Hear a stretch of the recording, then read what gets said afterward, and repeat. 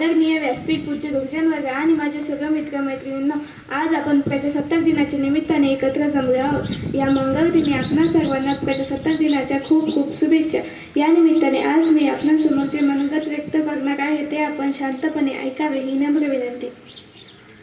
आज आपण आपल्या भारत देशाचा प्रजासत्ताक दिनाचा 77वा वर्धापन दिन साजरा करत आहोत। प्रजासत्ताक दिन हा आपला एक राष्ट्रीय सणच आहे। दरवर्षी हा राष्ट्रीय सोहळा आपण 26 जानेवारीला आनंदाने साजरा करत असतो। परंतु 26 जानेवारीलाच आपण प्रजासत्ताक दिन का साजरा करतो याविषयी मी तुम्हाला काही माहिती सांगणार आहे। 26 जानेवारी 1929 या लाहोरमध्ये रावी नदीच्या किनारी पंडित जवाहरलाल नेहरू यांनी भारताला संपूर्ण स्वातंत्र्य मिळवून देण्याची प्रतिज्ञा घेतली होती। त्यानंतर भारत स्वतंत्र झाल्यानंतर आपल्या स्वतंत्र भारताचे संविधान नोव्हेंबर 1949 ला तयार झाले। हे संविधान 1950 ला लागू झाले।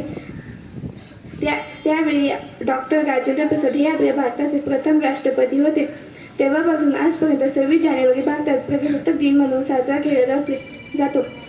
आपले प्रजासत्ताक चिरायू होण्यासाठी आपण सर्वांनीच वचनबद्ध असले पाहिजे।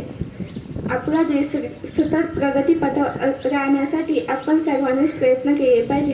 जय हिंद।